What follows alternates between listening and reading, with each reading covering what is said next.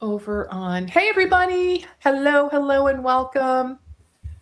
Doing my usual routine here, trying to go live over on Instagram as well. Okay, let's see. Hopefully. All right, guys. Not sure if we're live over here on Insta, to be honest. All right, but the show must go on, right? Yeah. I think we might be live on Insta. It's just not showing on my screen here. Okay. All right, but we're going to go on and get going. Anyway, all right, guys, here we go. Hello and welcome, everyone. Welcome, welcome. Got a big treat in store for you guys today. Really looking forward to this conversation. So here's the deal. If you have created an online course, and sometimes this does happen, right? Where it ends up kind of feeling like a one and done. Maybe you're looking for more of a consistent revenue stream, like ongoing, persistent revenue stream over time instead of, or maybe not even instead of, how about in addition to, right? We like that better, don't we, Dariella? Yes, absolutely. I gotta say, today is definitely for you. Very excited to have this conversation. I am joined by Dariella Gonitsky, and she is the founder of Sarah Vita Nutrition. And today we're going to talk about how to turn an existing course into a membership that creates predictable monthly revenue. And I will add the word ongoing, which who doesn't love that, without constant launching or content overload. So in this conversation, we are going to break down the mindset shifts, the structural changes, and the simple framework that is going to help you move from selling information to supporting real transformation over time. Welcome, the one and only Dariella. I'm so happy to have you. I am absolutely delighted. Thank you, Leslie. Thanks for having me again, too. I love being on this. Oh, yay. I'm just so happy to have you because you give us the real world, right? In terms of, what's I'm in the trenches. That's right. Trenches. So, and you are in the trenches for sure. Yeah. All right. So let's give everyone a quick update on, let's just talk first and foremost about your background. And if you can just kind of give us a little overview of, what you're doing, how you ended up where you are. Yeah. That would be really helpful. And I'm going to, while you're doing that, I'm going to make sure we're on Instagram. Okay. Sounds good. So I've been a dietitian for about 16 years now, and I started my private practice 1 year out of my internship, just kind of jumped in. So I'd say for the first 12 years, I was really doing that one-on-one model only. And then once I met you, Leslie, I jumped into courses and memberships and hybrids and all these different, layers, as you call them, right? That whole pyramid that you give us. Yes, the profit pyramid. Yes. And so now, fast forward, I don't know, I think it's been 4 years or so since we've worked together, but I've kind of done it all now, right? I had a hybrid program, and then I decided to just try the course, and now I've dived into memberships, and I'm really loving the membership model. And so that's why I wanted to come on here and talk about it in case other dietitians felt just a little stuck with their course, or like it's getting stagnant, or they're burning out with one-on-one. There's just always another option, right? So, but yeah, I mostly work with women's health, hormones, perimenopause, menopause. So I've designed my whole membership for midlife women. Mm-hmm. And I have a functional medicine background, but I also have this kind of eating disorder, intuitive eating background. So I tend to blend a lot of that together. And so my membership, I named it the Midlife Metabolism Collaborative. I'm a little sneaky this way. I like the word metabolism because it attracts women who want the weight loss and want the energy shifts and all that. But the whole program is really foundational as far as the mindset pieces, the nervous system work, the circadian rhythm work, and then we dive into blood sugar and all these other things. So that's just how my brain works, though. I'm not just going to have people count macros and calories and it has to be a very deep transformation for them to get the results. So that's kind of what I deliver. Okay. So how long have you been in private practice? Tell us a little bit about 15 of my 16 years. Oh, really? Oh my goodness. Yeah. Okay. Okay. So definitely you've been in the private practice world for a really a significant amount of time. Yes. It's so great. Yeah, and it's been my bread and butter now, like my only income probably for about 10 years. Okay. Yeah. Okay. Okay, so if we look at let's kind of take a big picture or kind of scroll out into the big picture of your services. So you had mentioned that obviously we worked together and it was awesome.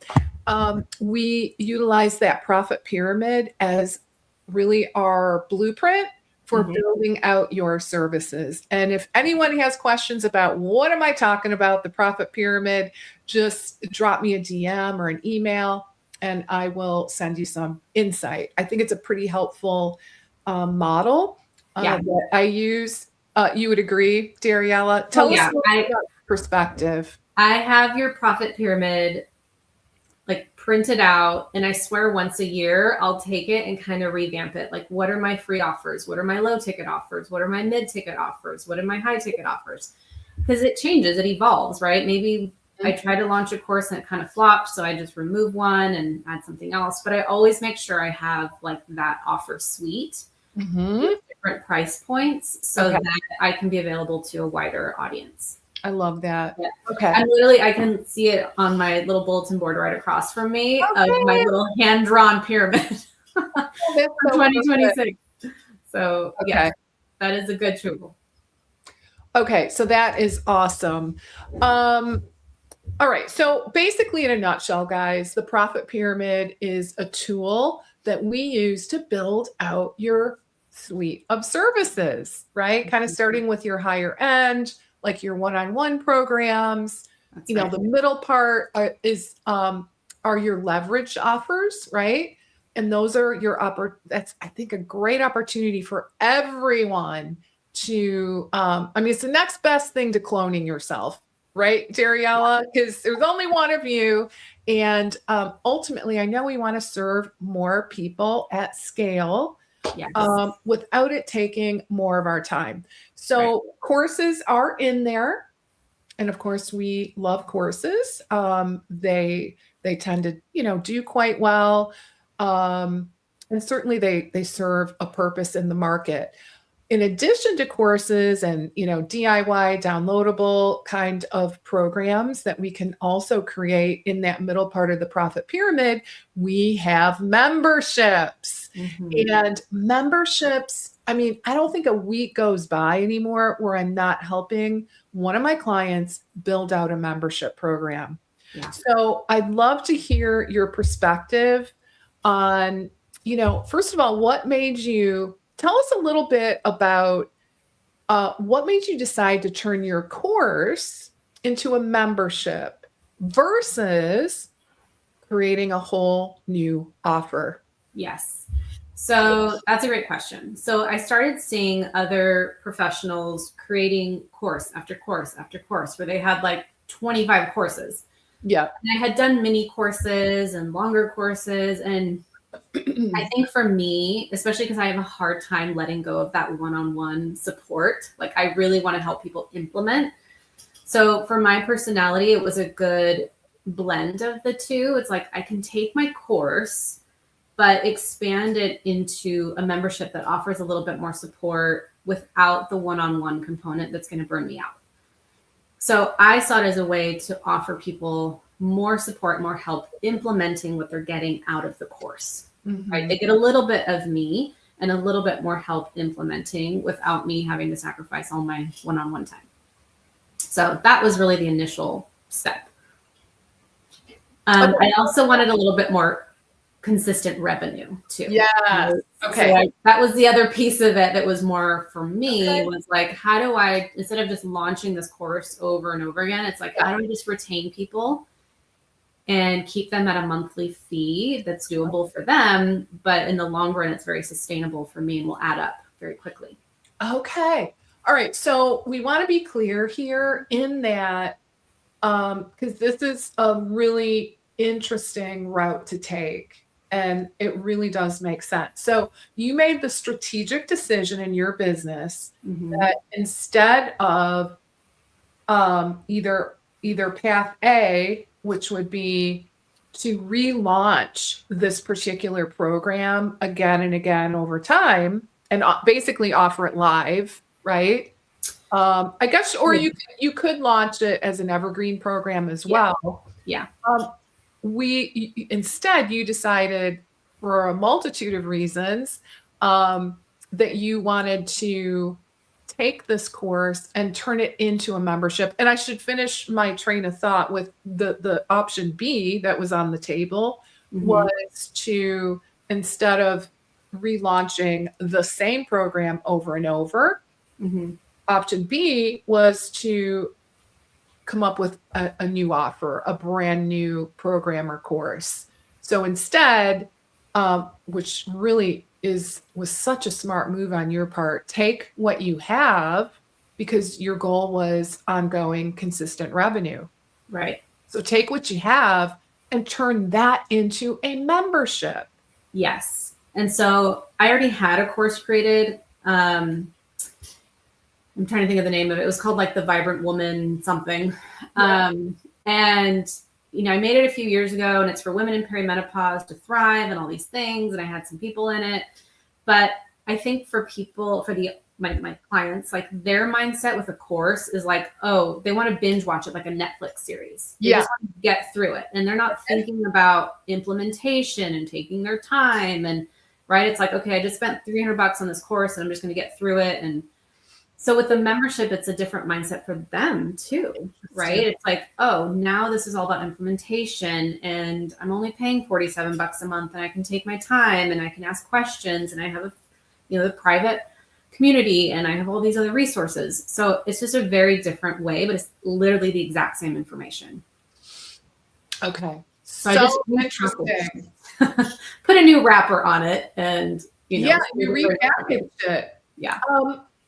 So before we get into, like, I guess the strategy behind it, Yeah. and also I do want to talk about things like the biggest mistakes you see people do when it comes to turning a course into a membership. Mhm. But before we go there, can you talk a little bit about how you structured it?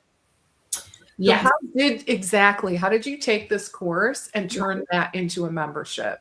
So I took my course and made it the core curriculum of the membership. Okay. So you might have 6 modules, 8 modules. I don't really recommend going too big, but let's say 6 to 8 modules. That's your core pillars, your core modules. And you want everyone in the membership to slowly get through those. Okay. Okay. And then to keep it fresh, I offer a monthly workshop that will dive deeper into one of the topics that I talk about in the core modules. Okay. So let's say I talk about blood sugar and insulin being super important for midlife women. So I might have a workshop on how to use a CGM, or, talk a little more about insulin resistance and all the signs, whatever it is. But I can use those workshops to just go a little deeper on that subject instead of adding more to the modules, because dietitians, we love to overshare, right? Oh, yeah.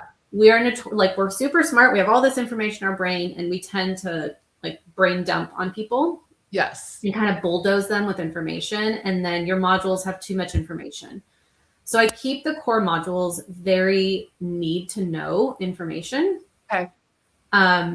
Very clear to the point. The videos are no longer than 10 minutes long. There's some very clear action tasks. This is what I want you to work on. But then I give them all this additional stuff if they want it in a resource library.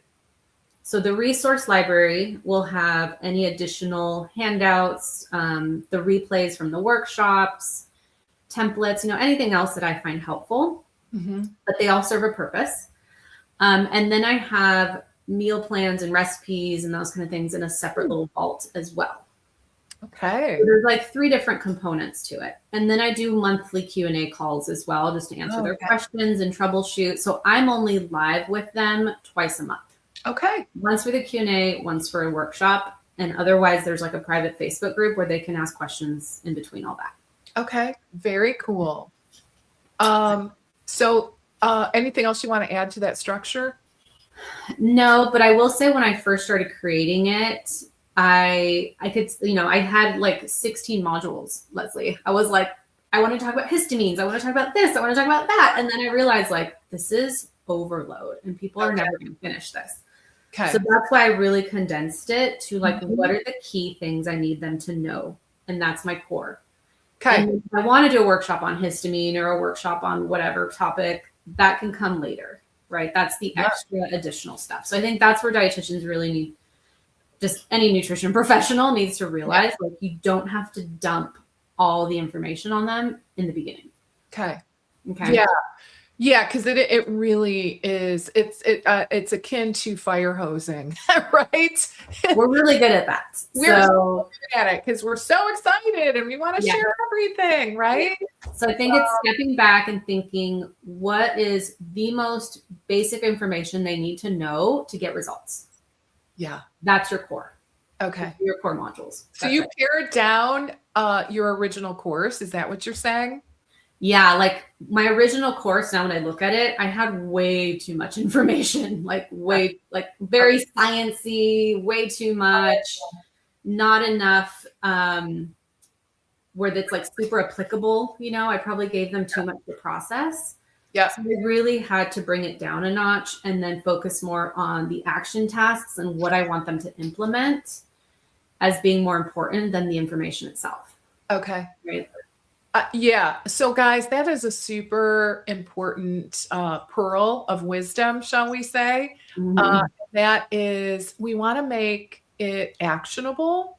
Yes. And, of course, we don't want to fire hose our audience because they're not health professionals for the most part. You might get one here and there, right?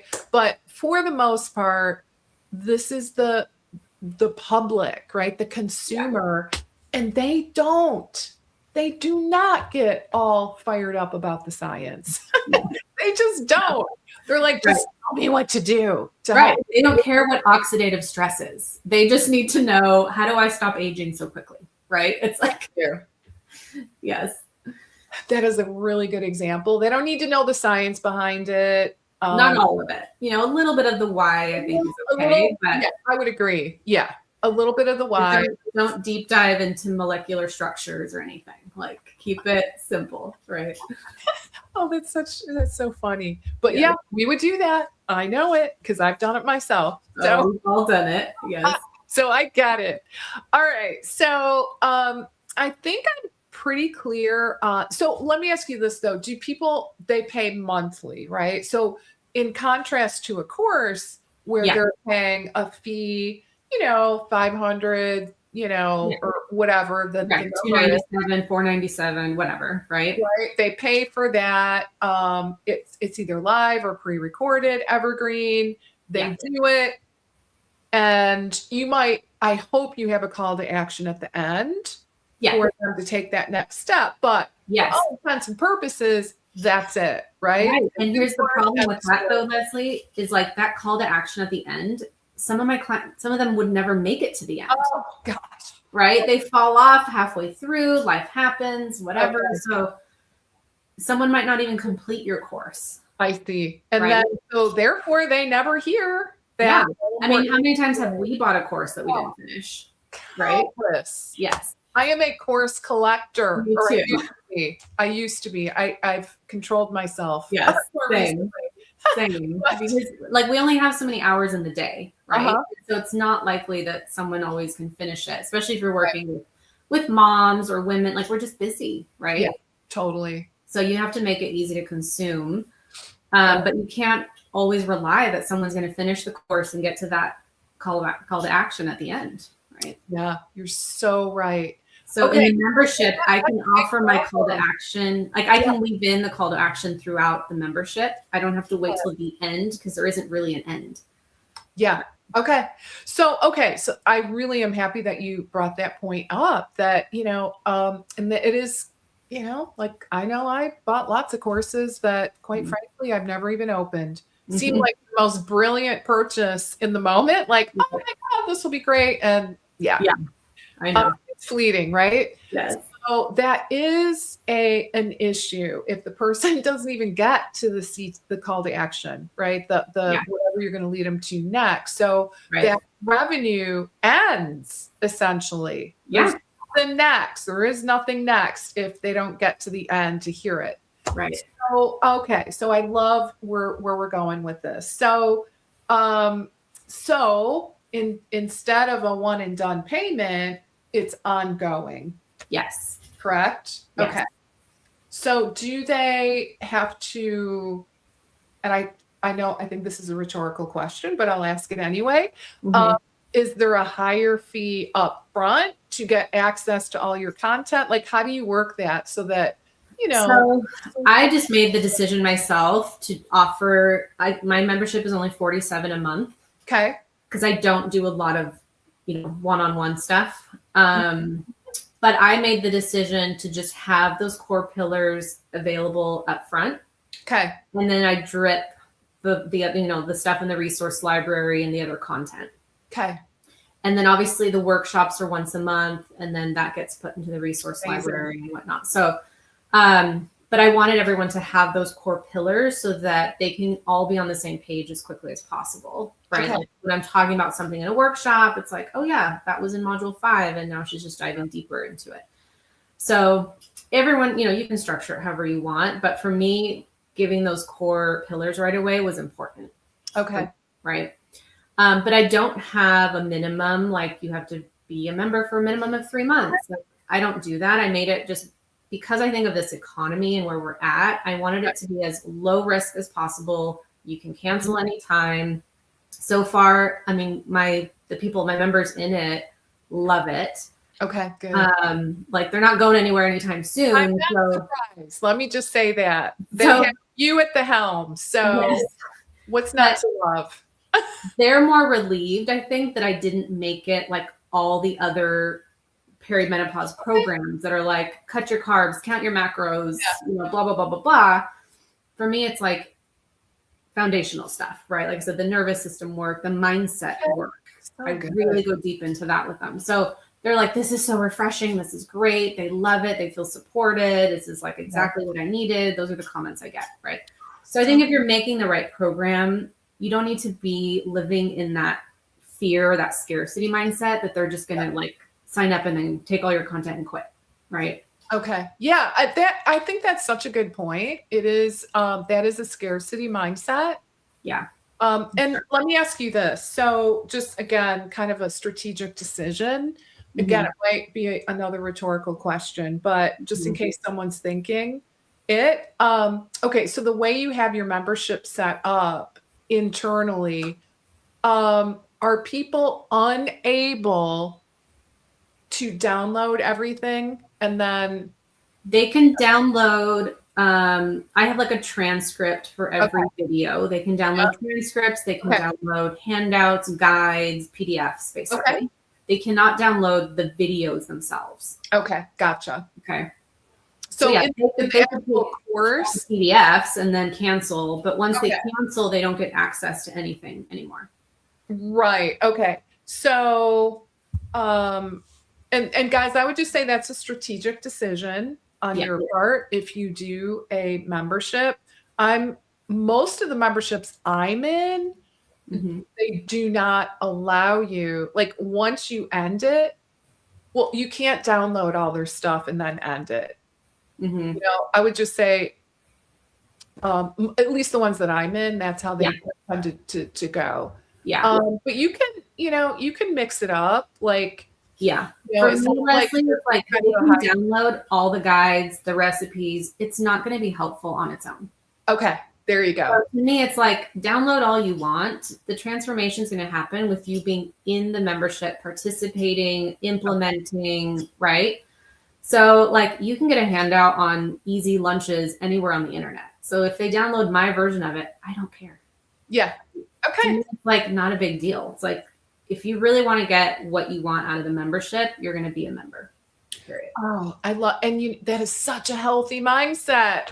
So it's just a different, I think I've been doing this long enough that I've let go of all that scarcity stuff. I'm like, take my resources. I don't care. Yeah. They're not the transformation. I'm your transformation. Yes. So guys, download whatever you want. All of this. Oh, this is so incredible. It's like just you can go into Chat GPT and get a meal plan, whatever, right? People it doesn't mean you're going to do it. But it doesn't mean you're going to follow it, that it's going to help you, that it's going to change your mindset around the food. It's not going to change your relationship with food. Like, that's what you need the practitioner for, right? Exactly. I always try to remind people of that. You're not competing with information or Google. Now, Chat GPT. That is not the problem. Right. What you do is help people to make it happen. Yes. And without you, they can't. I always like to say too, if it were just about information, we wouldn't have a problem. And we wouldn't have a job. I mean, we wouldn't be here. None of us would be here. Yeah. Because we wouldn't have jobs. We wouldn't have people to serve. The internet would just do it all for us. But clearly, the more information we got, I don't see any correlation with increased health in our country. So another point too, Leslie, is like, at least for the people, my members, they don't want just more handouts and templates and guides. They don't, like, what do you do with that? Like we said, we have a collection of courses. Some people have a collection of freebies that they've gotten from, all these different dietitians or practitioners, whatever. So they're not there for just the free PDFs. Okay. Right. They're there because they actually want the help. I love that. That's the other thing, right? You have to have that trust in your members too. And do you how are you attracting people that want that? For me, it started with just launching to my email list, like all my past clients that I knew would be a great fit. They were kind of my betas, so to speak. Yep. I do promote it a little bit on Instagram. I don't really love Instagram. I'm not on social media that much. But ads is kind of the other place where you're going to get more of those cold. And because my membership is pretty low cost at $47 a month, cancel anytime, like run ads to it because it's not a high ticket, thing. It's not like a $500 course where people are like, So to be clear, you're running meta ads directly to the membership. Yeah. Okay, cool. All right. If anyone needs a meta ads person, let me know. I have an awesome person that does my ads. I would like to know. I always need help with my ads. Okay. So. Yeah. Her name's Kathy. I'll share her info with you. Okay, cool. I've been using her, 10 years, And guys, ads are always tricky. They're always changing. So they are the technology, the strategy. Really this picture doesn't work anymore. That copy doesn't work. It's like exactly. The ads stress me out. So you just a little bit of caution. You want to be careful about who you hire for ads. Just saying, I've seen people spend a lot of money. And it's, just really sometimes doesn't end well. Right. I waste a lot of money on the wrong people. But anyway, I have someone that, so I have like one person for Google ads, one person for Meta ads, I go for the person and that's all they do. So they don't do like everything under the sun. Right. Yeah. So anyway, you guys can message me if you have questions about that, and I'll share more with you, Dariella. Okay, so what are some mistakes then? Let's talk a little bit about mistakes that someone could make when they try to turn a course into a membership. I kind of mentioned this already, but I think it's that information dump. Oh, okay. Gotcha. Yeah. It's not the transformation, the implementation. I think that's where most people get it wrong, is like they just keep creating more content for the membership and it's just, it gets overwhelming. And then people are like, too much. Gotcha. Okay. So the big mistake is just information overload, and people get overwhelmed, and Right. That, or and they don't give any new information, it becomes very static. You know? oh, But I think for dietitians, the bigger problem is the overload, just because of the way we work, right? We Mhm. want to overshare. We want to give them everything, all the resources, all the information. Yeah. We give too much. Too much. So the big takeaway, to use your language, Dariella, is not nice to have, but need to have, right? Yes. Like that's really what we want to hone in on. Yeah. People, they don't get excited about all the extra stuff Yeah. necessarily. No. And your value, again, I'll just say this again, is not in the PDFs. Right. It's not in the information. It's not. It's not how many PDFs, and it's just or how beautiful they are. It's the actual getting transformation. Yeah. Okay, cool. So how do you know, let's say I've got a course and I'm like, oh, I don't know if I really want to do that whole launch thing again, and maybe they're thinking, people in our audience today are thinking like you were, like, I'd really like to be able to serve people over the long term instead of a one and done. So how do you know if your course is a good candidate for this type of membership? Such a good question. So think of it this way. If your course is something that's not easily fixed in 6 to 8 weeks, if you have people asking a lot of questions, asking for more support, getting stuck on something, you can easily turn that into a membership. Okay. Right? Think of hormones, gut health, relationship with food, mindset. I mean, anything related to that can be extended, right? Because those take layers, they take time, they take implementation. It could take someone 2 years to become an intuitive eater, right? It's not like in 6 weeks they're magically going to fix their relationship with food. So those are the topics that tend to do best as a membership, where you can offer more ongoing support and just layer it little by little. Okay. I love that. Actually, I just noticed we have some comments and questions that came. Shonda, so only a monthly fee that includes the course, or an upfront course fee with monthly membership that follows? Kind of similar to what I asked you. Yeah. And I've seen that done both ways. Okay. Where someone wanted to keep their course as a course. Yep. So they had their course fee, like $4.97 or whatever. And then they had a back end membership that was very low cost, like $27 a month for just the, private Facebook group and the once a month Q&A call. But that was it, like very bare bones, no more new information, no workshops. Okay. I've seen that model. Okay. And then I'm doing it differently, where it's just a monthly fee, not like a course fee. It's just a monthly fee forever, hopefully, but for as long as they want to be in it, which will often over a year add up to more than that course fee initially.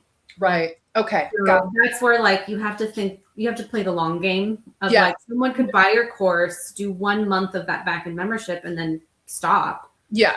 And then never buy anything else again. And still not get that transformation. Okay. But there's many ways to do it. Were it. you scared to do that? Were you tell me how you felt emotionally when not necessarily when you made the decision, but when you did it, when you actually rolled it out. Were you like, oh my gosh, I hope this works? I think there's always a little bit of that feeling, right? But I was actually super excited because I think I felt very confident in what I was doing. I love that. I took so much time thinking and rethinking and revamping, and I was like, how can I make this super transformational for my clients? Yeah. And because I've been working with women in perimenopause for so long, I had so many real clients in my mind while I was creating it. Yes. What does she need to transform? What does she need to get results? What does she need to push her forward and get, what she wants? So I had real people in my head when I was creating it. So by the time I was done, I felt really good about it. So I was like ready to launch, ready to put it out in the world. But like I said, I was pretty confident with what I was putting out. So I'm not, obviously people are going to cancel, they're going to quit, but I'm not super worried about the retention thing right now. I'm trying to stay in that abundant mindset of like, people are going to love it and they're going to stay. And that is that.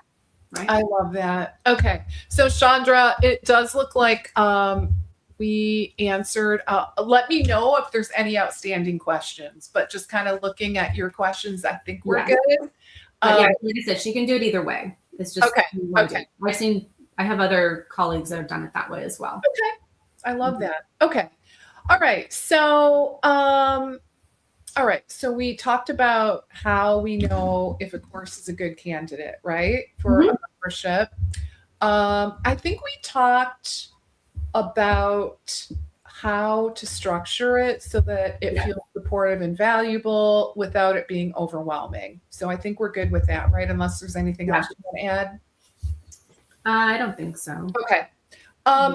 So let's talk about this. Let's talk about the relationship component with your clients and, just your audience in general. So how would you say, or how would you describe how a membership model potentially changes the relationship you have with your audience and clients? And by the way, just to kind of pull in one more or add another little segment to that question, can you reiterate? I know the answer to this, but share with the audience your stance on one-on-ones at this point in your career. So to be honest, I've kind of burned out on one-on-ones, which is why this whole membership came about in the first place too. So I still do one-on-ones, but I'm a lot more picky about who I take on. I have very limited time for my one-on-ones, which is fine, but you got a lot going on in your life. I have a lot going on. So like, for example, Leslie, after we worked together, I moved into more of a hybrid model because I had such a hard time letting go of one-on-one work. I was like, well, how are they going to get the results if I'm not holding their hand through it? Right? I had like major anxiety about it. So I did a hybrid model that still had labs and one-on-one plus the course. And it was still kind of a burnout because it still needed me.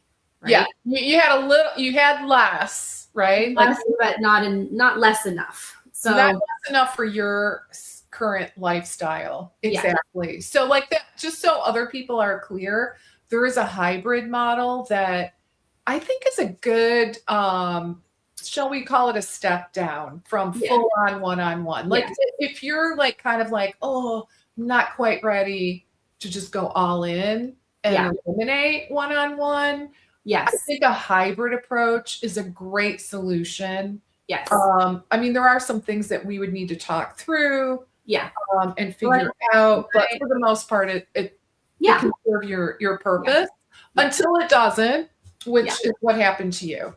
Yeah, because my hybrid had the group component and had those Q&A calls and had, the private Facebook group and all that, but it still required a few one-on-one sessions from me for each person in the program, plus interpreting their labs and giving them that really, personalized feedback and everything. So that's where I needed to create something that eliminated that one-on-one component and was more affordable for people to have an easier entry point. Okay.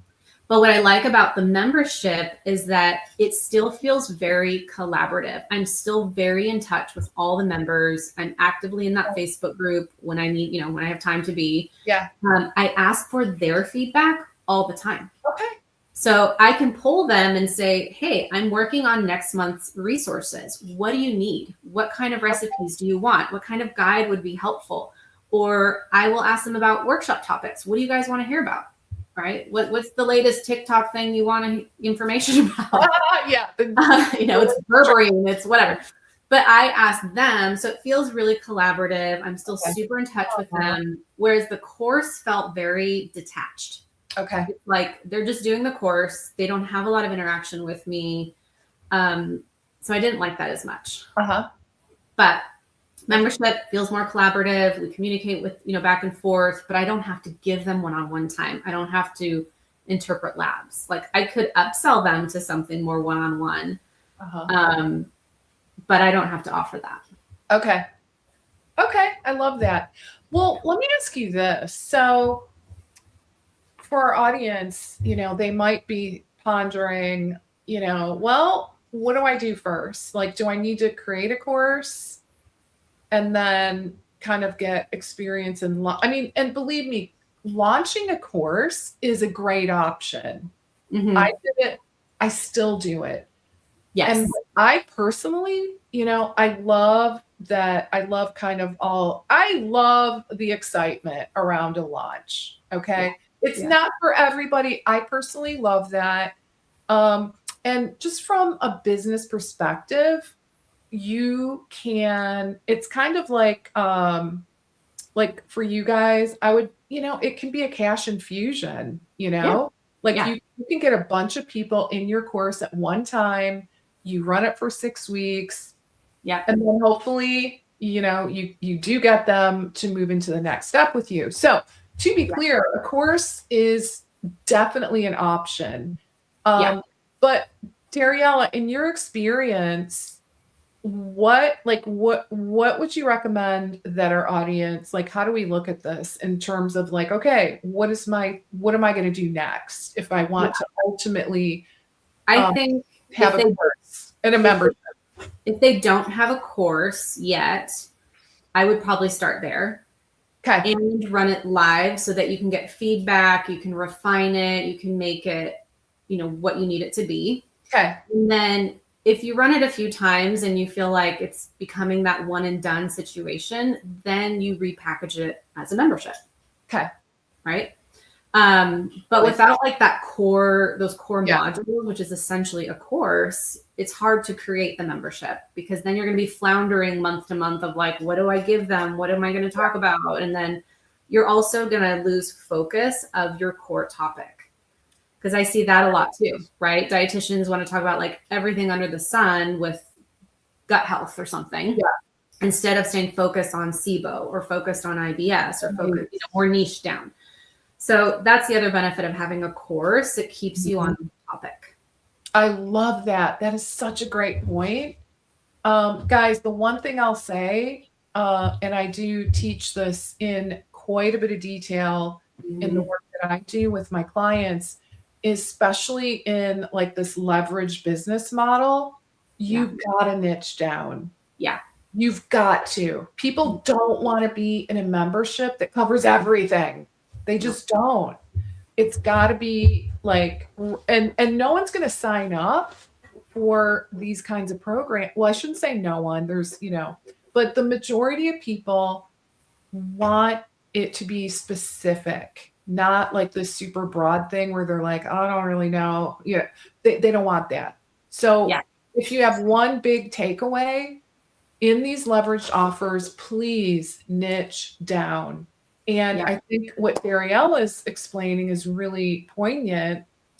We kind of get content drift, right? Where we're so having a course first does actually really make a lot of sense because it forces you to stay focused on that topic.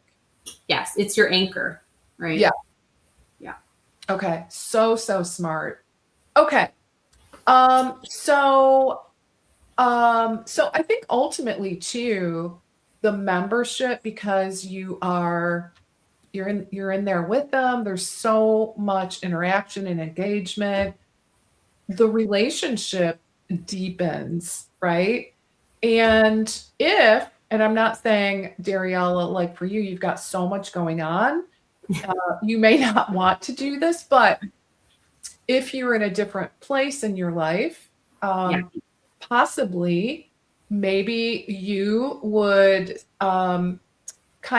leverage the membership, really deepen those relationships, nurture them along. And then occasionally, maybe you would say, you know what, guess what, everybody, I am opening 5 spots for a 90-day sprint. Yes. So can I tell you how my brain is thinking about this? Yes.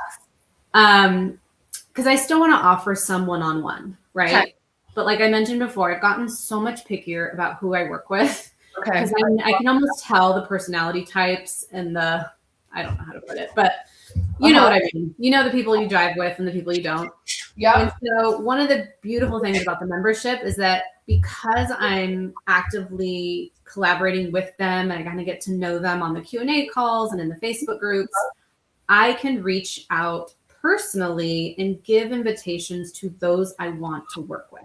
So good. Instead of just opening it up and saying, I have 5 spots, I can be like, hey, Susie Q, I see that you're struggling with this. I would love to help you, at a higher level or at a deeper level. And then I can put that invitation out there. And then I get to work with those that I want to work with. Okay. Right. Yeah. And then I don't have to be worried about a dry spell with my one-on-ones because I have so many people in this membership to choose from. And, not everyone's going to accept the invitation, but at least I have more people to send out those invites to.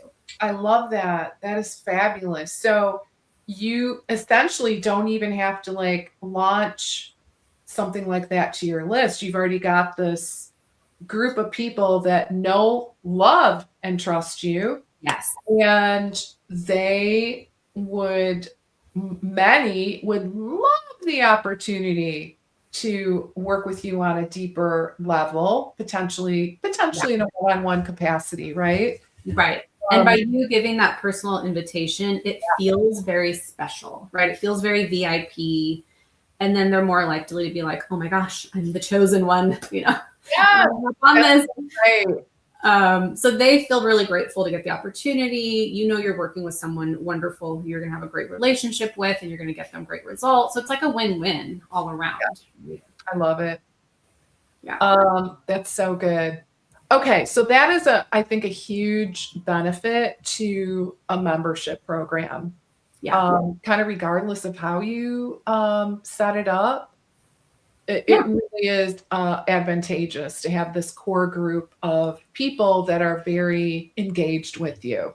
Yes. So that you can if you have the time or the inclination or want to jumpstart your revenue, you can do that with this group and offer them a deeper dive with you.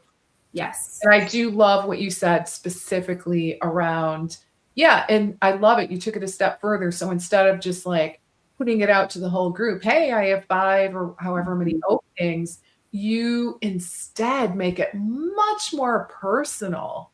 And you actually, message the person directly and you can speak to what you know to be their challenges, which is brilliant. So good. Oh my God. This is that's why I love having you because, oh my God. Because you're doing it. You are doing the things and all the things. This is real life, guys. Right. I've tried it all. I've done it all. So after 15 years, you definitely have. Okay. So if we have a practitioner that's listening and maybe feeling stuck with a course, that maybe, like it's not providing that ongoing revenue or whatever the case may be, they're just kind of feeling stuck. What is that first step that you would suggest? So if they already have a course, I would take a look at how is that course performing. Okay. Like in a lot of software like Kajabi's or whatever in the world, you can see the progress that people make. Yeah. Right? So you can see where the drop off is. Okay. Where are they stopping? Where are they not continuing? Where do they need more support? What questions are they asking if they're asking questions? Basically, you're trying to figure out not just, how can I give them more information, but how can I help them with the implementation? Okay. That's your job, is how can you help them with implementation? So I think where dietitians get stuck is like, they didn't like my course. I didn't provide enough information. I didn't provide it in the right way. I have to say it different. It's like, no, you just need to help them implement what you're trying to teach them. Yeah. So I think it's just take a step back and think, okay, what other support do they need? Do they need like a private little community group? Do they need more Q&A calls? Do they maybe need to offer them one-on-one?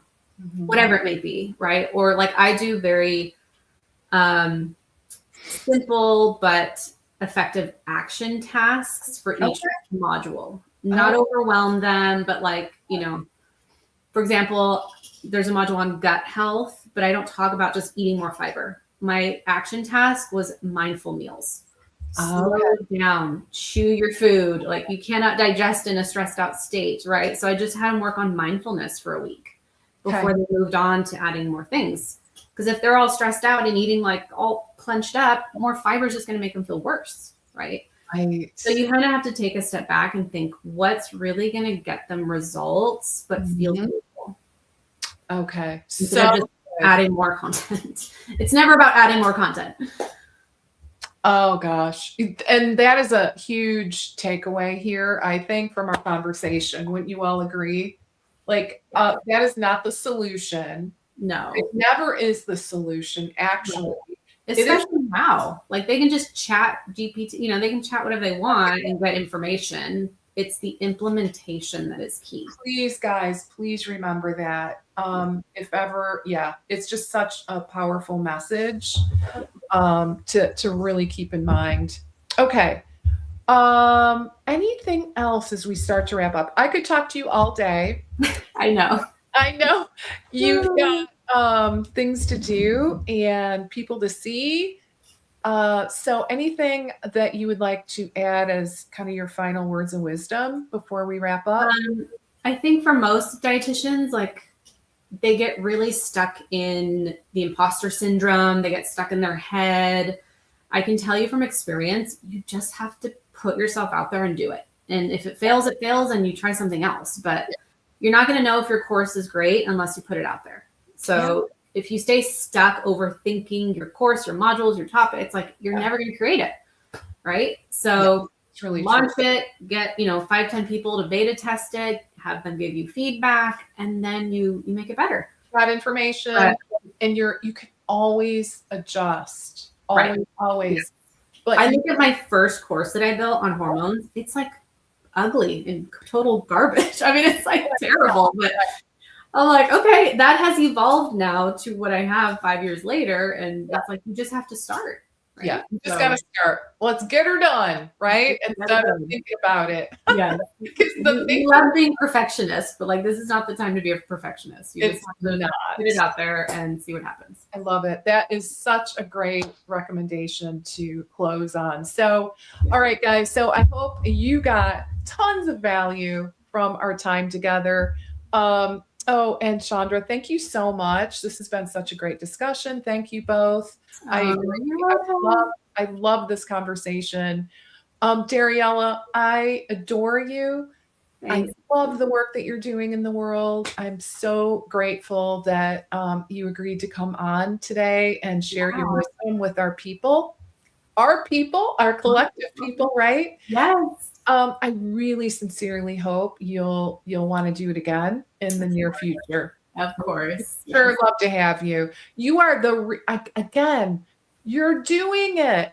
So a lot of times people talk about doing it, but they're not actually doing it. So what I love about you, I don't know how you do that, but really, but it happens, but you've tried things, you've experimented, you've pivoted. Mm-hmm. You've been doing this for, a fair amount of time in private practice. So you just have so much value to share with others. So I just sincerely thank you. Thank you. Thank you for having me again. Yeah, let's do it again. All right, guys. Thank you so very much, everyone, for joining. I hope you, again, got value. I'm pretty sure you did. And I hope it's inspired you, I think that's a big part of these conversations is, get inspired and take some action. Don't let it just sit in your head. Don't think too hard on it. Let's just get it done. Let's take some action. And that is going to really serve you, right? Because you're going to have information, you can pivot, you can shift, adjust, but let's just get started. All right. So that is the message for today. I hope you guys have a great weekend or great finish of the week. Great weekend. If anyone's going to New York next week, let me know for IHS. I will be there and I would love to connect in person. So drop me an email if you're going to be there. All right, guys, take care and I will talk to you all soon. Bye.